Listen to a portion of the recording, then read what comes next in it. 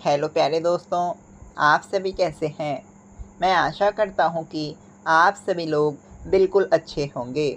जैसा कि आपको मालूम ही होगा, जब कोई व्यक्ति जिसका इंटेंशन किसी भी व्यक्ति की मृत्यु कारित करना है और वह व्यक्ति ऐसा कार्य करके उस व्यक्ति की मृत्यु कारित ना करके किसी दूसरे व्यक्ति की मृत्यु कारित करता था, तो उसे इंडियन पिनल कोड की धारा 301 के तहत दंडित किया जाता था।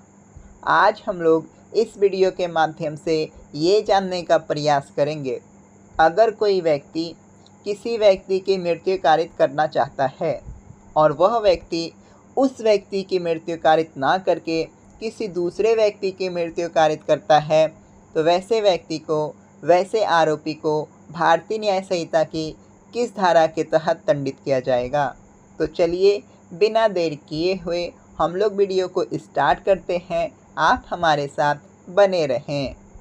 भारतीय न्याय संहिता की धारा 102 कहती है कि जब किसी व्यक्ति का इंटेंशन किसी भी व्यक्ति की मृत्यु कारित करना है या फिर उस व्यक्ति को अच्छे से मालूम है कि उसके द्वारा किए गए कार्य से मृत्यु होने की संभावना है और वह व्यक्ति ऐसा कार्य करके जिस व्यक्ति की मृत्यु कारित करना चाहता है उसकी मृत्यु कारित ना करके किसी दूसरे व्यक्ति की मृत्यु कारित करके आपराधिक मानव वध करता है, जिसके बारे में ना तो उसका इंटेंशन है, ना ही वह स्वयं जानता है कि उसके द्वारा किए गए कार्य से किसी तीसरे व्यक्ति की मृत्यु होगी, तो अपराधी के द्वारा किए गए ऐसे आपराधिक मानव वध को उसी तरह समझा जाएगा जिस तरह की उस अपराधी का इंटेंशन मृत्यु कारित करने का था। समझ गए? नहीं समझे तो आइए सरल शब्दों में हम लोग समझने का प्रयास करते हैं। जब कोई व्यक्ति इरादे के साथ किसी व्यक्ति पर जानलेवा हमला करता है और उसके द्वारा किए गए हमले से उस व्यक्ति की मृत्यु नहीं होती है जिसे वह व्यक्ति मारना चाहता है, बल्कि किसी दूसरे व्यक्ति की मृत्यु कारित करके आपराधिक मानव वध करता है, तो अपराधी के द्वारा किया गया आपराधिक मानव वध हत्या की श्रेणी में आता है। ऐसा इसलिए क्योंकि इस धारा से संबंधित बहुत सारे केसेस सुप्रीम कोर्ट में एवं हाई कोर्ट में प्रस्तुत किए गए थे, जिसमें माननीय न्यायालय के द्वारा आदेश दिया गया कि अपराधी का इंटेंशन किसी न किसी व्यक्ति की मृत्यु कारित करना था, लेकिन अपराधी के द्वारा किए गए कार्य से उस व्यक्ति की मृत्यु ना होकर किसी दूसरे व्यक्ति की मृत्यु हो जाती है, अर्थात आपराधिक मानव वध करता है, तो ऐसे किए गए आपराधिक मानव वध को हत्या की श्रेणी में रखा जाएगा और ऐसे अपराधी को भारतीय न्याय संहिता की धारा 103 क्लॉज 1 के तहत दंडित किया जाएगा। आइए एग्जाम्पल के माध्यम से हम लोग समझने का प्रयास करते हैं।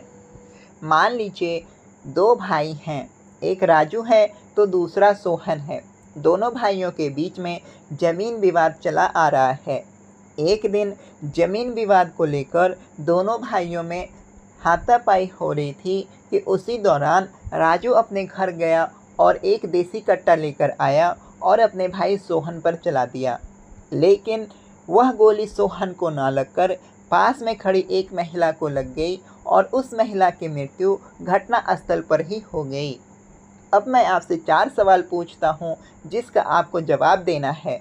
पहला सवाल ये है कि क्या राजू का इरादा अपने भाई की मृत्यु कारित करना था? तो आपका जवाब होगा जी हाँ, राजू का इंटेंशन अपने भाई की मृत्यु कारित करना था। दूसरा सवाल ये है कि क्या राजू का इरादा वहाँ पास में खड़ी महिला की मृत्यु कारित करना था? आपका जवाब होगा जी नहीं, राजू का इंटेंशन उस महिला की मृत्यु कारित करना बिल्कुल नहीं था। तीसरा सवाल ये है कि क्या राजू ये नहीं जानता था कि उसके द्वारा किए गए कार्य से मृत्यु होने की संभावना है? जी हाँ, राजू को इस बात की अच्छे से नॉलेज थी कि उसके द्वारा किए गए कार्य से मृत्यु होने की संभावना है। चौथा मेरा सवाल ये है कि राजू का इरादा अपने भाई सोहन की मृत्यु कारित करना है, लेकिन उसके द्वारा किए गए कार्य से वहाँ पास में खड़ी एक महिला की मृत्यु हो जाती है, तो क्या ऐसी मृत्यु गैर इरादतन हत्या कहलाएगी?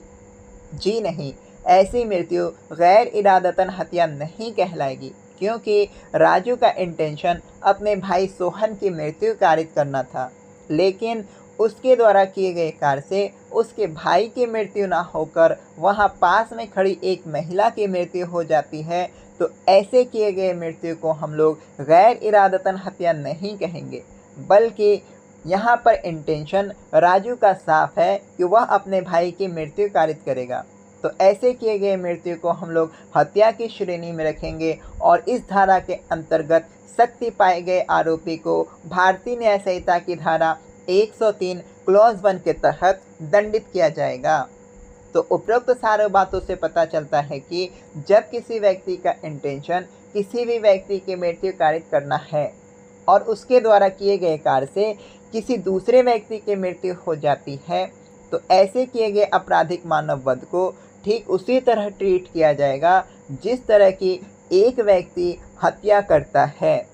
आशा करते हैं मेरे द्वारा समझाई गई सारी बातें आपके समझ में आ गई होंगी। आप हमारे साथ इसी तरह बने रहें, हमें लाइक और सब्सक्राइब कर मोटिवेट करें ताकि हम आपके लिए और भी अच्छी वीडियोस लेकर आएँ। तब तक के लिए आप अपना और अपने परिवार का ख्याल रखें। मिलते हैं हम आपसे नेक्स्ट वीडियो में। जय हिंद।